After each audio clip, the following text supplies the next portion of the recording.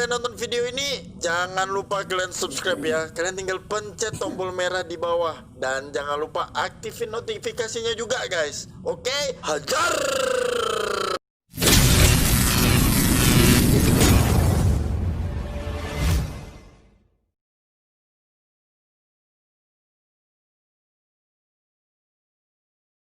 Di Space Monkey Channel, di video kali ini kita akan membahas video tentang tutorial menggunakan hero Yuzong. So langsung aja kita mulai dari penjelasan pasifnya. Pasifnya yaitu Cursing Touch. Jadi ketika Yuzong memberikan damage kepada lawan, maka Yuzong akan meninggalkan Sa Residue kepada target, dan di waktu yang bersamaan pula Yuzong akan mengumpulkan Sa Essence. Nah, untuk Sa Essence yang ini ya, bar berwarna abu-abu yang berada di bawah health point-nya. Nah, untuk Sa Residue ini bisa dikumpulkan hingga 5 stack. Dan jika sudah terkumpul 5 stack, maka akan terjadi sebuah ledakan. Dan selanjutnya, setiap satu stack Sa Residue yang ditinggalkan di target ini akan menyebabkan physical damage kepada target. Dan selanjutnya, Sa Residue ini akan diserap oleh Yuzong untuk memulihkan health point-nya dan mengisi bar Sa Essence-nya.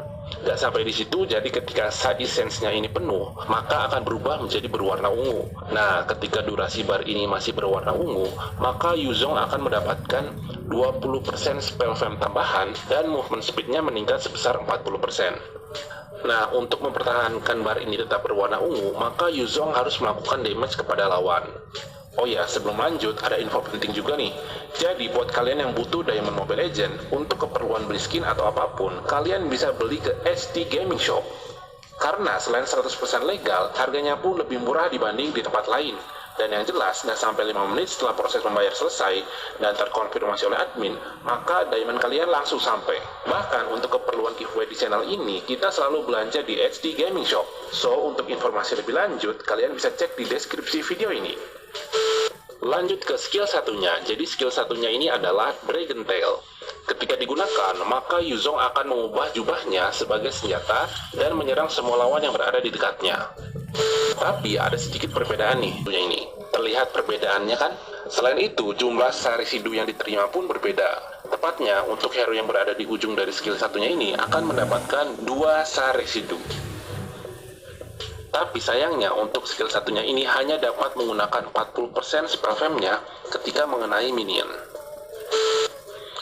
Lanjut ke skill 2-nya, yaitu Soul Grip. Nah, ketika digunakan, maka Yuzong akan melepaskan Dragon Soul dan memberikan physical damage dan efek slow kepada seluruh lawan yang terlewati. Selain itu, setelah mengenai target, maka basic attack selanjutnya akan diperkuat seperti ini. Nah, yang terakhir, jika skill ini mengenai beberapa target, maka basic attack selanjutnya akan meninggalkan Sa Residue lebih banyak. Jadi, misal kita mengenai 3 target, maka akan meninggalkan 3 Sa Residue juga secara langsung.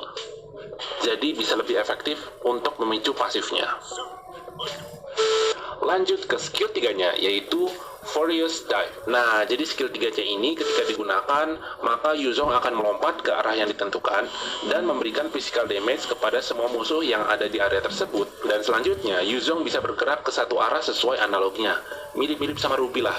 Dan selang beberapa saat, maka lawan yang berada di lingkaran tadi akan terkena efek airborne selama 1 detik dan mendapatkan physical damage lagi. Yang terakhir adalah ultimate-nya, yaitu Black Dragon Form. Jadi ketika digunakan, maka Yuzong akan berubah menjadi mode Black Dragon, dan selama menjadi naga ini, ia akan imun terhadap efek crowd control, lalu bisa bergerak bebas, dan meningkatkan maksimal health point-nya. Serta ketika ia mengenai lawan, maka akan memberikan physical damage dan efek knockback. Perlu diingat, di mode ini, Yuzong tetap bisa terkena damage ya. Dan setelah keluar dari mode naganya ini, maka Yuzong akan berubah menjadi setengah manusia, setengah naga. Dan selama mode setengah naga ini, skill miliknya akan meningkat.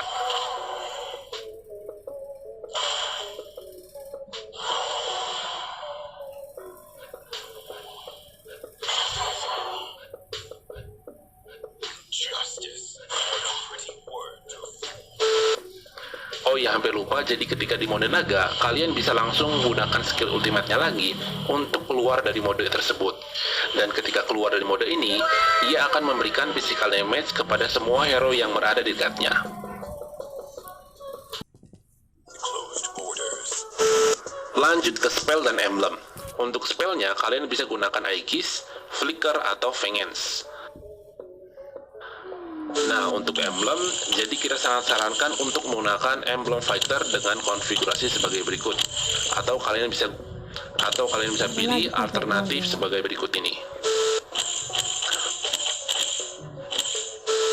Untuk build-nya berfokus dan lebih jelasnya kalian bisa lihat seperti ini. Nah, untuk kombonya, jadi semisal ada war di lane tengah, yang pertama kalian lakukan adalah sebisa mungkin mengisi saisen kalian sebelum war.